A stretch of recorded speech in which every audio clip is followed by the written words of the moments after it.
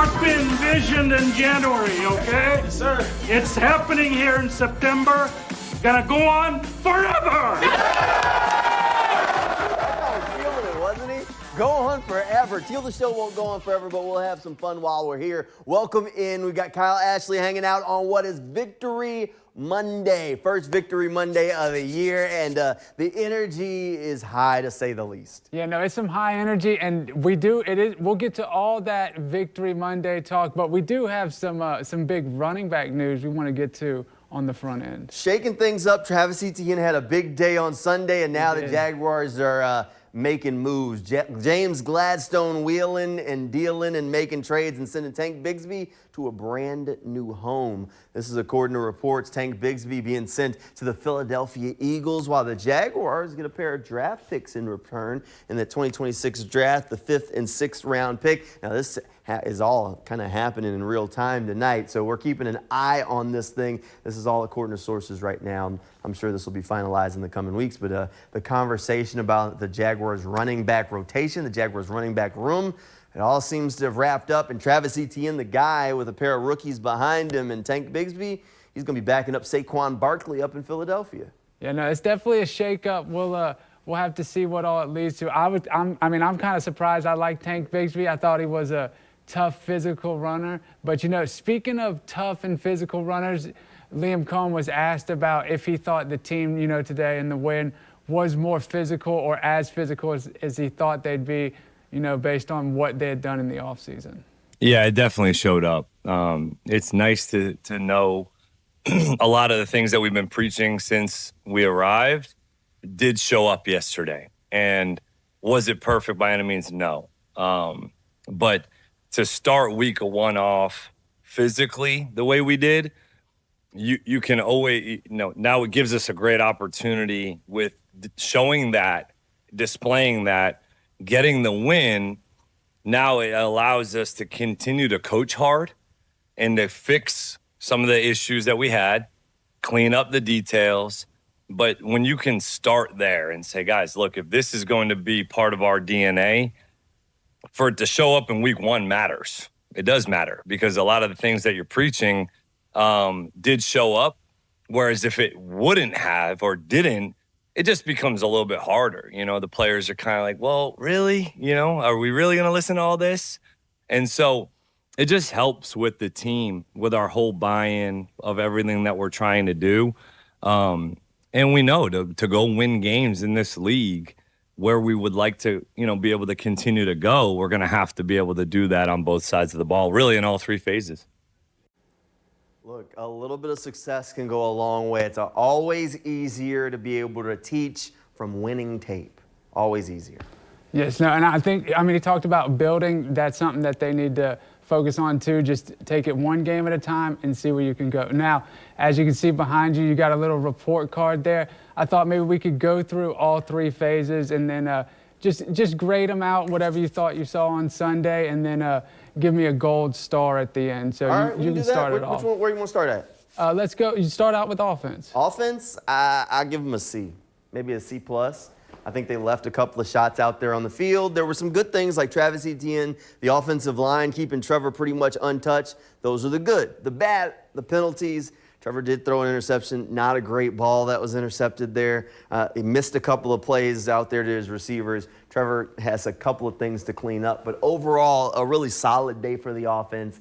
I give it a C. Not a failing grade, not a high grade that you want to bring home, but a C. Solid, respectable first outing for the offense. They got the job done. Kicked a few too many field goals, too. Look, Liam Cohen even said during his press conference he never wants to kick a field goal. So go score some touchdowns, you get A's.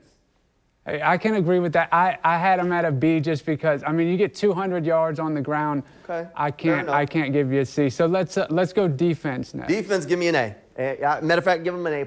You hold them to 10 points. They had 3 turnovers, plus they forced 2 turnovers on fourth down. So really, they're counting it as 5 turnovers. Defense had a fantastic day.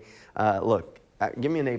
And honestly, if you didn't, the sets that Anthony Campanile was rolling out there on third downs, works of art. I just loved watching them, trying to see what different matchups they were going to be able to create and what guys were going to blitz versus drop out, what they had crowded up at the line of scrimmage, just a lot of fun stuff out there on the defense. And Dewey Wingert said in the locker room afterwards that obviously we didn't show the whole playbook in week 1, talking about the preseason against Pittsburgh, and they started going in the bag and bringing out some of that stuff out there against the Panthers. So, yep, A+. All right, I'm right there with you on the defense. I'll give them an A+ too. Like you said, the turnovers, they looked, and we'll talk about this a little later, they looked like the better unit. So I like the defense, A+.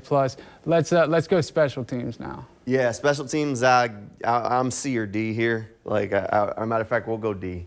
And not great. Look, this isn't a Cam Little field goal thing. Yeah, he put him through the uprights. And yeah, Logan Cook did some solid punts, but when you have 2 kicks that result in the other team starting at the 40-yard line for different reasons, one that went out of bounds, one that didn't land in the landing zone, that's not great. That's not, you put your defense in a tough spot. That's why I give the defense an A. But special teams a little bit of a lower grade. That's something that Cam Little and company got to work on. Yeah, you make a good point. I had him at a B, but I was thinking more, about the punting and the field goals, but. Yeah, those kickoffs because you put them in good field position. So not having them, backed up inside the 10 or just at the 20 definitely can hurt the defense. So. Can't do that. Can't start them at the 40. That's tough. That's almost Cam Little range. It is. If they start at the 40, they're basically there. So, look, yeah, D. I think they need to work on that. All right, gold star at the end for me. Foye gets a gold star from me. Look, he came up with an interception, forced a fumble, had over 10 tackles out there on the game. Foye has been a guy who doesn't get enough respect out there around the league. Get this guy to a Pro Bowl, deserves to be an All-Pro. He's been a leader on this Jaguars defense. He's a captain again this season. Had a fantastic first game out there. Jaguars defense had 9 turnovers all of last season. Foye had 2 in one game. Yep, give me Foye. He gets my gold star. You can't go wrong with that. I'd have to say my gold star would go, I'm going to go offense here. I'm going to say Brenton Strange, the tight end. I thought he played a great game. Liam Cohen said that he played his tail off. We talked to him today. So he threw that block. He also, I think he was the leading receiver, too, on that opening drive. He made some plays. So he was doing the dirty work, and he was making plays. So that's why I'm going to give my gold star to. I can't argue with you about Brenton Strange. He had 3 catches, 49 yards on the opening drive of the game. But where he really made his money or his mark on the game was in that run blocking. I mean, he was an absolute terror out there. He laid that guy out. I know everybody sees the one big pancake block, but even on like the 71-yard run that Travis Etienne pops out, Brenton Strange is there doing dirty work, picking up a blocker or 2. And Brenton Strange was doing some work out there, so he deserves a ton of credit. Guys never get the credit they deserve for the dirty work unless it's the flashy pancake block. Brenton Strange definitely doing all of it. He's an all-around tight end. It looks like the Jaguars got themselves a good one. We got a caller. We got somebody else that's going to talk a little bit more about liking what Brenton Strange did out there, but that's coming up right after this quick break. 3 things. I want to start off with Mr. Strange. Mr. Strange, we're going to have to start a GoFundMe because Mr. Strange is going to get locked up for assault and battery on these linebackers and these edge rushers. Did you see the amount of force it took to put that guy down? And I mean, he just looked at him like, you really trying me like that? 2, I want to hear all these Trevor haters. I mean, I haven't heard nothing yet. I mean, Trevor is doing his thing out there thanks to Liam Cohen. And 3, no sack, baby. Oh, my goodness. We've been preaching O-line all the offseason. No sack. Trevor wasn't touched, and Trevor produced. Oh, my goodness. I'm so happy for Duval. I'm so happy for the Big Cat. We are being bold to say that I feel a 2-touchdown win against Cincinnati next week. Wow. Do you represent with me? If you feel me, say, Duval. You gotta love it. He went out on a limb at the end. I was with him, and then he said 2-touchdown win in Cincinnati, and I'm like, oh, okay. Hold on now. Maybe we need to slow the roll a little bit, but maybe I can get there. Maybe I can get there. If anybody can get us there, it's Bush Drive Rich. So I look forward to that call. I knew it was coming too after the game. I was like, I bet you he calls us.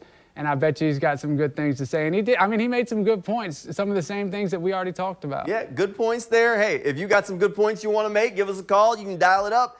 Duval dial up, give us a call, 904-391-3661. We want to know how you're feeling every step of the way throughout the season, the good, the bad, the highs, the lows. Share them with us. Give us a call, 904-391-3661. And you might look up and hear yourself right here on Channel 4 on Teal the Show. And you never know. Give us a call. We want to know. We want to know. It's about communication.